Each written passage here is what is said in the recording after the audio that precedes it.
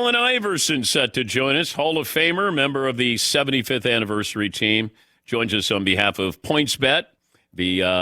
Provides the deepest slate of pregame and in-play betting options in the world.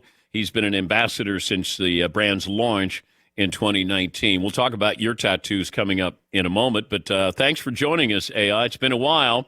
What do you miss most, football or basketball? Oh, man.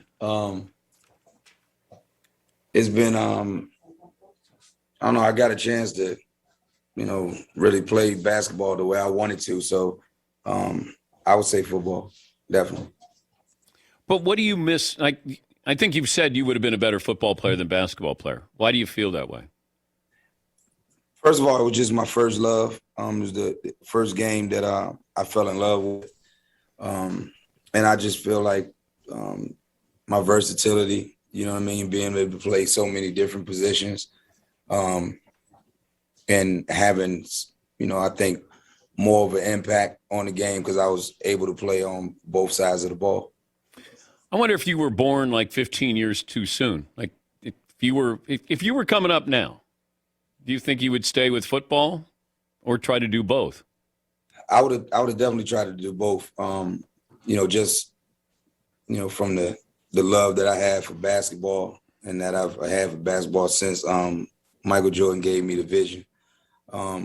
I definitely would have tried to play both. And I really put in that effort because when I went to Georgetown, I asked, Coach Thompson, could I play football? Because, we had to walk to the gym every day from class. And I always had to pass the football field. And I remember going past the football field, I used to always get emotional and tears would be, coming out of my eyes.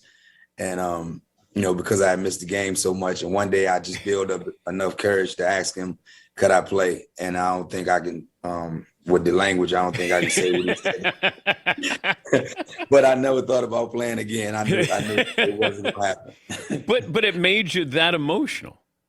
Yeah. Yeah, I mean, because I loved it so much. I mean, it was such a big part of my life, just the fact of how effective I was at it, and I was getting better and better at it. And then when the situation happened with the bowling alley, and when I obviously I got in that trouble, and when I came home, I was recruited by everybody in the country in both sports. And I had no more offers at all. And my mom eventually went up to Georgetown and begged my life. And coach gave me a shot, and the rest is history. If you didn't get into trouble, where do you think you would have gone instead of Georgetown? I thought about, I really wanted to go to Notre Dame. I wanted to go to Notre Dame.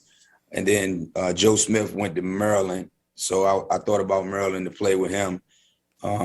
And then I went up to Duke on not really a visit, but I, went up there and I got to meet Bobby Hurley. Bobby Hurley was my favorite college basketball player. Really? Yes. So I really wanted to go there because I love Bobby Hurley so much. Wait, were you rooting for Duke against UNLV? No. I wasn't a Duke fan. I was a Bobby Hurley fan. What was it about Hurley that you liked? Just toughness. I just love how tough he was. The small stature. I'll tell you something crazy, Dan. Like when I got to the league, I played against him one time. And I remember his dad being on the sideline. And once again, about his language. So, I just remember him telling Bobby to bust my ass and some more stuff that went along with it. And I was like, dang, like, don't he know, how much I love Bobby Hurley? You know what I'm saying? But obviously he didn't. But yeah, man, I never was a Duke fan. I was definitely a Bobby Hurley fan, though. How did you react, or what did you think when Michael Jordan referred to you as a little bitch? Or first time he saw you, didn't he use that expression? I don't think that was the first time he saw me. We was at the All-Star game the year that had to be my rookie year. It was the year that they gave out. They did the top 50 guys. Yeah. And I was I think I was coming off the court from something, and I saw him, and they were getting ready to go on because he had his jacket on, and he just grabbed me. There's a photo out there with him having me like in a headlock, and he was just like, what's up, you little. But no, there was no disrespect in it. And then I didn't take it that way anyway. I was just happy for him just saying anything to me. But when you see yourself cross over Mike twice, like, it's pretty impressive. Like, what are you thinking?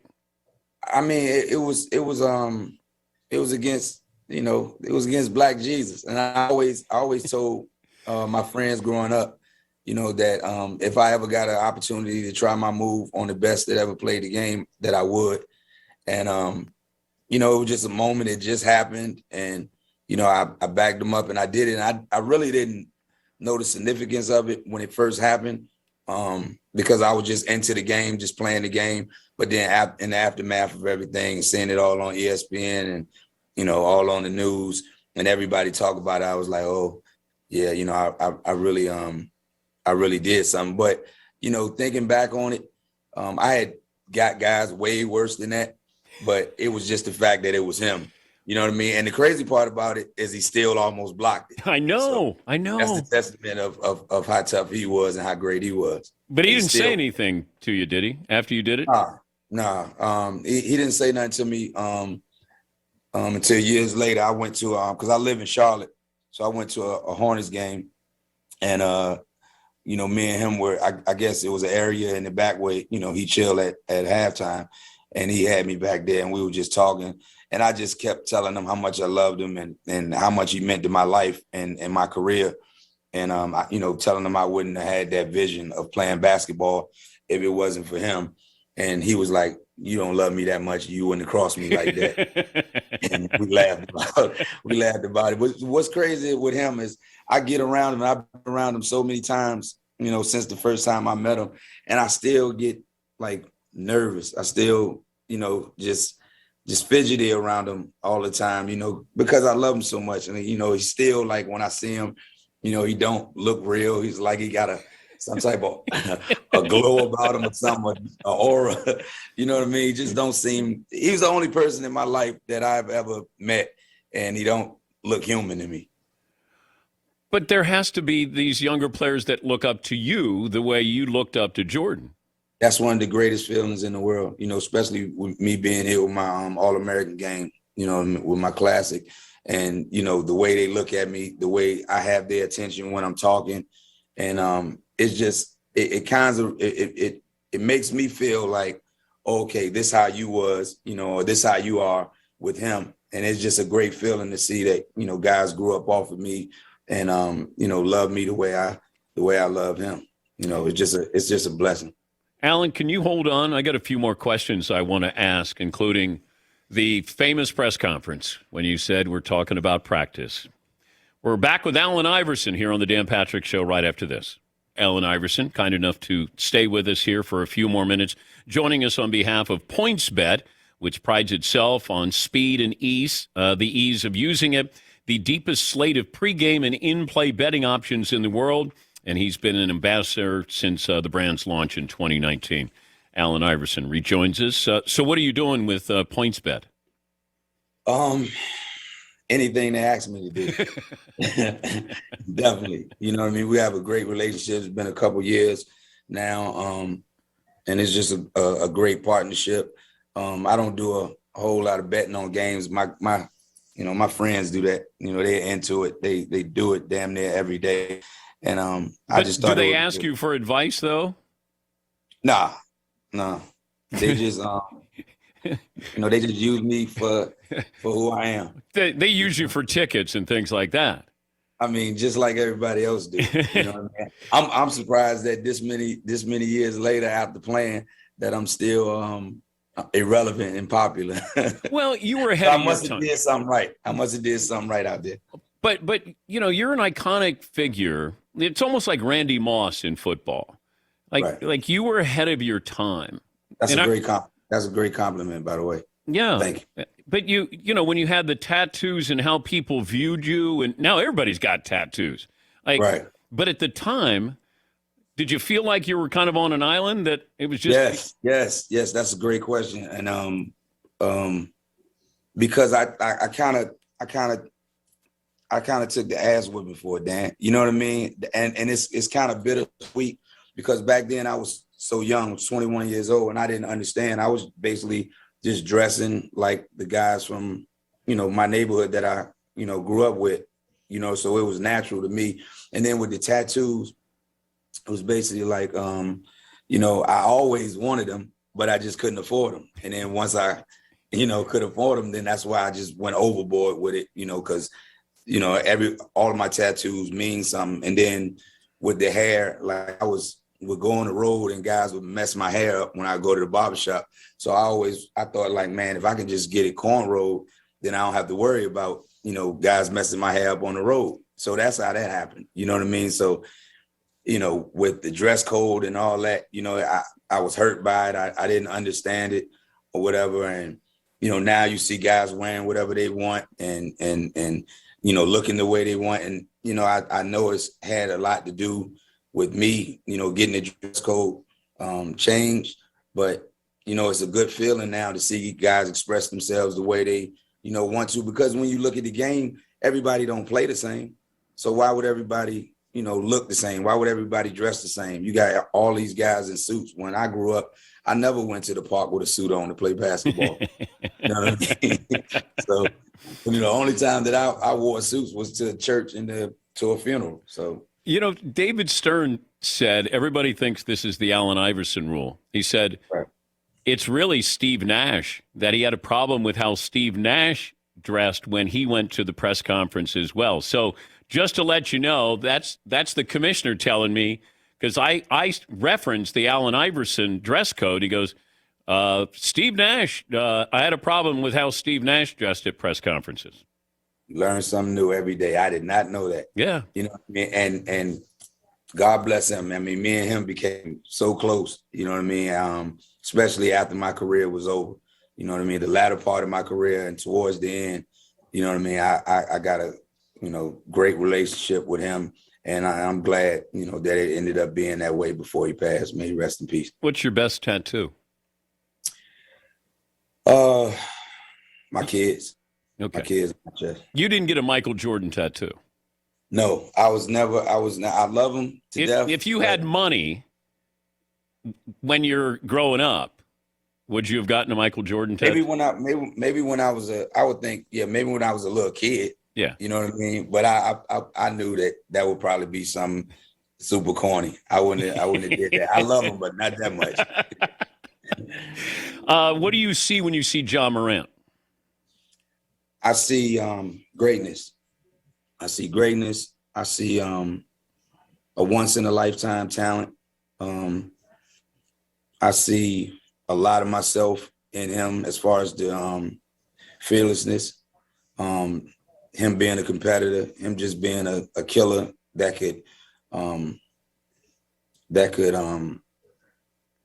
change the game in so many ways. I see someone that his teammates love and they follow and they believe in. I think when I thinking about him. When I look at the landscape of the NBA and I see all of the things that go on with the, guys teaming up to play with each other now. If Shaquille O'Neal became a free agent and wanted to come play with the 76ers, I would have loved for, to play with him or Kobe Bryant. But I never thought about, going to, team up with other guys. I never thought about that because I always felt like, guys on my squad were good enough because they pros, Dan. You know what I mean? Like, and I always used to think, about myself and the belief that I had in myself.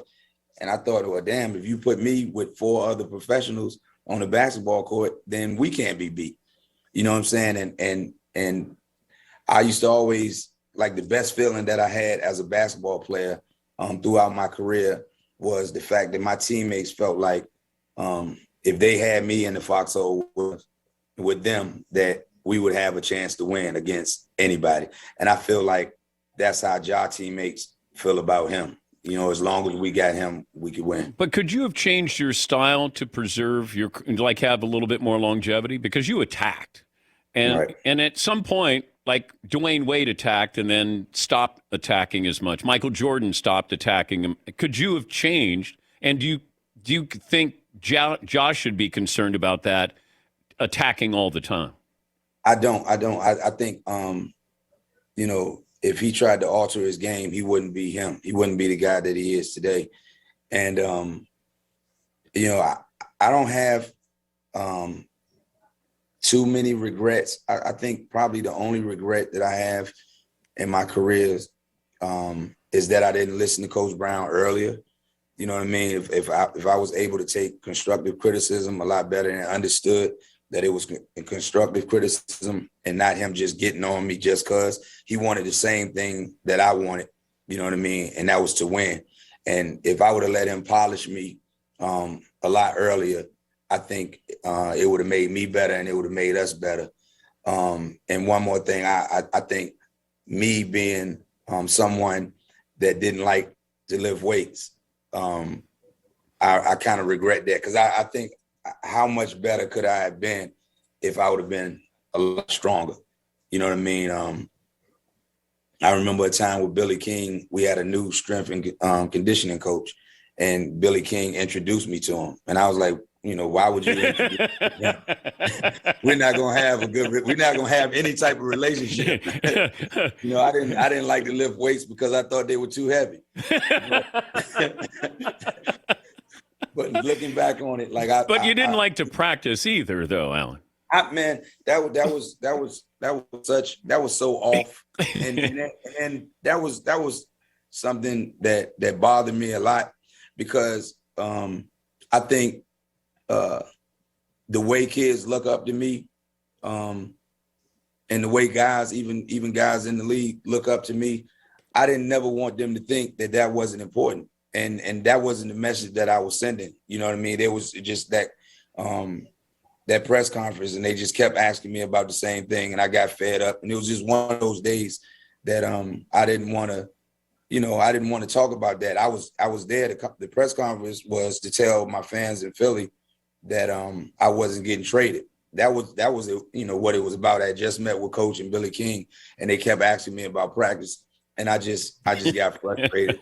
You know what I mean? It's still a great line by you, though. Yeah, but it was interpreted the wrong way. You can't. There's no way now. If people do think that I didn't like to practice and I didn't practice, then damn, how good was I if I didn't practice?